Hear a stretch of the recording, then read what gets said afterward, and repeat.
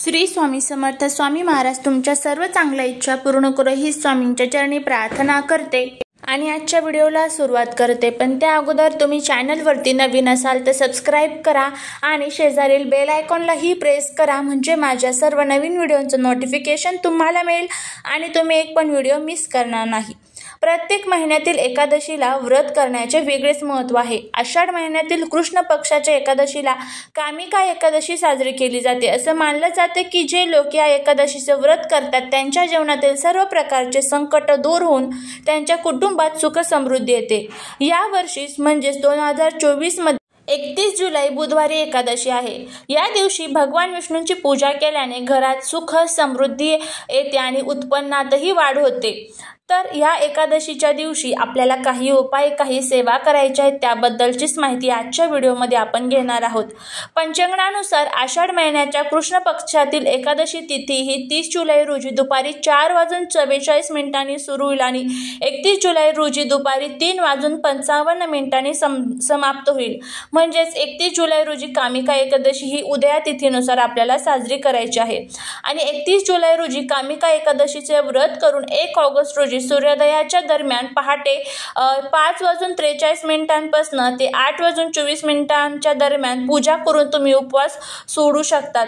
तर या एकादशीच्या व्रताचं महत्त्व काय आहे? कामिका एकादशीचे व्रत केल्याने माणसाला यमराजाचे दर्शन होत नाही आणि नरक यातना भोगावं लागत नाही, त्याची सर्व पापे नष्ट होतात। या व्रताच्या व्यतिरिक्त इतर कोणत्याही व्रतामध्ये पापांचा नाश करण्याची क्षमता नाही। या दिवशी फक्त तुळशीच्या दर्शनाने मनुष्याची सर्व पापे नष्ट होतात आणि नुसत्या तुळशीला स्पर्श केल्याने माणूस पवित्र होतो। तुळशीची पाने पाण्यात टाकून आंघोळ केल्याने यमराजाचे सर्व त्रास नष्ट होतात आणि तुळशीची देवाच्या चरणी अर्पण केल्याने मोक्ष प्राप्त होतो। जे लोक एकादशीच्या दिवशी देवासमोर दिवे लावतात त्यांचे पूर्वज स्वर्गात अमृत पितात।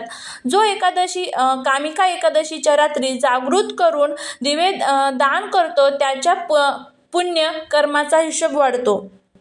तर इतकं हे महत्त्व ह्या कामिका एकादशीला आहे। आता ज्यावेळेस देवशयनी एकादशी येते आणि देवशयनी एकादशी झाली की त्यानंतरच जी पुढची एकादशी येते तर तिला कामिका एकादशी म्हटलं जातं।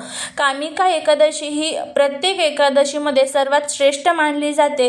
या एकादशीच्या व्रताने मनुष्याच्या जीवनातील सर्व कष्ट, दुःख, दारिद्र्य, दोष, अडचणी दूर होत असतात आणि या दिवशी आपल्याला श्रीहरी विष्णूची सेवा करायची असते। कामिका एकादशीच्या दिवशी तुम्हाला एक उपाय करायचा आहे।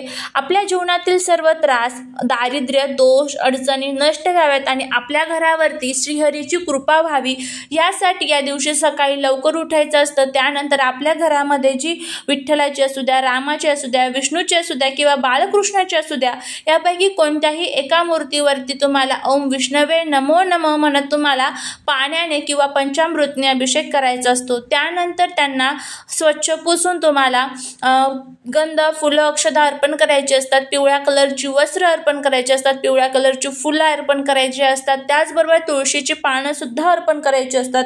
या सर्व गोष्टी आपल्याला कामिका एकादशीच्या दिवशी करायच्या असतात। आता कामिका एकादशीच्या दिवशी आपल्याला तांदळाचा एक उपाय करायचा आहे। आता कामिका एकादशीच्या दिवशी तुम्हाला हा उपाय कधी करायचा तर तुम्हाला जमलं तर तुम्ही सकाळीही करू शकता, जमलं तर तुम्ही संध्याकाळीही करू शकता, काहीही अडचण नाही। आता हा उपाय कशा पद्धतीने करायचा आहे त्याबद्दलची आपण माहिती घेऊया। सर्वात प्रथम या उपायासाठी आपल्याला 108 तांदूळ घ्यायचे आहेत। 108 तांदूळ घेताना ते कुठेही तुटलेले फुटलेले नसावेत, अखंड तांदूळ आपल्याला घ्यायचे आहेत आणि त्यानंतर तुम्हाला हे तांदूळ लाल पिवळे करून घ्यायचे आहे। कुंकवाच्या हळदीच्या साहाय्याने थोडेसे लाल पिवळे करून घ्यायचे। त्यानंतर देवघरामध्ये एक छान तुपाचा दिवा लावायचा आहे। त्याच्यानंतर तुम्हाला तेथे आसन टाकायचं आहे, त्या आसनावरती बसायचं आहे आणि त्यानंतर तुम्हाला भगवान विष्णूंची 108 नावं आहेत तर ती नावं तुम्हाला पठण करायची आहेत। आता ही नावं तुम्हाला कुठे मिळतील तर तुम्ही गुगलवरती सर्च करा, तुम्हाला ही भगवान विष्णूंची 108 नावं मिळून जातील। तर पहिलं नाव घ्यायचं आणि त्याच्यानंतर तुम्हाला पहिला तांदळाचा दाणा एक लाल कलरचा कपडा घ्यायचा, त्यावरती ठेवायचा। दुसरं भगवान विष्णूंचं नाव घ्यायचं, त्याच्यानंतर दुसरा तांदळाचा दाणा ठेवायचा।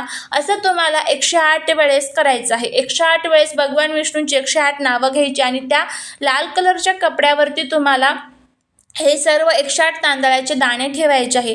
त्याच्यानंतर तुम्हाला त्यावरती परत थोडंसं हळदी कुंकू अक्षदा अर्पण करायचे आहेत आणि त्यामध्ये 1 रुपयाचं एक नाणं तुम्हाला ठेवायचं आहे आणि याची एक पोटली तयार करायची आणि ही पोटली तुम्हाला श्रीहरी विष्णूंच्या चरणावरती अर्पण करायची आहे. श्रीहरी विष्णूंचं जे आपल्याकडे देवघरामध्ये मूर्ती असते, फोटो असतो, तर तिथे ठेवायची आहे आणि श्रीहरी विष्णूंना प्रार्थना करायची आहे की माझ्या जीवनातील जे काही दोष, अडचणी, संकटे, दुःख, दारिद्र्य आहे तर ते दूर कर. माझ्या घरामध्ये अखंड लक्ष्मीची प्राप्ती होते. घरामध्ये जी लक्ष्मी नाहीये तर तीही मला प्राप्त होते. अप्राप्त लक्ष्मी मला प्राप्त होते आणि घरातलं दारिद्र्य दूर करून अखंड तुमची कृपा सदैव या घरावरती राहू द्या. या घरातील प्रत्येक व्यक्तीला सुखी समाधानी ठेवा. अशा पद्धतीचा भाव ठेवून आपल्याला हा उपाय करायचा आहे. त्याच्यानंतर एक 5 ते 10 मिनिटं ती पोटली तिथेच ठेवली की त्यानंतर ती पोटली उचलायची आणि आपल्या मुख्य दरवाजाजवळ यायचं आणि मुख्य दरवाजाला तुम्हाला ही पोटली जी आहे तर ती बांधायची आहे. तर अशा पद्धतीने बांधायची की त्यावरती कोणाची नजर वगैरे पडणार नाही. ही पोटली ज्यावेळेस आपण तिथे बांधू तर त्यावेळेस आपोआपच माता लक्ष्मी ही आपल्याकडे आकर्षित होत असते. तांदूळ हे माता लक्ष्मीला अतिशय प्रिय असतात आणि त्याचबरोबर बघा, ज्यावेळेस भगवान विष्णूंचं नाव आपण घरामध्ये घेतो, भगवान विष्णूंचे नाव घेऊन आपण काही उपाय करतो तर ते घर किंवा ती जागा सोडून माता लक्ष्मी या कधीच जात नसतात. त्यामुळे ही पोटली आपल्याला आपल्या मुख्य दरवाजाला बांधायची आहे आणि त्याच्यानंतर ही पोटली तुम्हाला तिथेच ठेवायची आहे. रोज त्या पोटलीला धूप दीप अगरबत्ती दाखवायची. तुम्ही बघाल की आपल्या घरामध्ये जे काही कटकट, भांडण, वादविवाद होत होते तर ते सर्व संपलेले आहेत. त्याचबरोबर घराची खूप मोठ्या प्रमाणामध्ये प्रगती होत आहे आणि त्याचबरोबर आपण जे काही उपाय करतो तर त्यावरती श्रद्धा असणं, विश्वास असणं तितकंच महत्त्वाचं आहे. तर नक्की तुम्ही हा जो उपाय तो करून बघा. नक्कीच तुम्हाला याचा फायदा होईल. चालेली सेवा ही महाराजांच्या चरणी रुजू करते. व्हिडिओ जर आवडला असेल तर लाईक, शेअर आणि सबस्क्राईब करायला विसरू नका. भेटूया पुढच्या नवीन व्हिडिओसोबत, नवीन माहितीसोबत. श्री स्वामी समर्थ.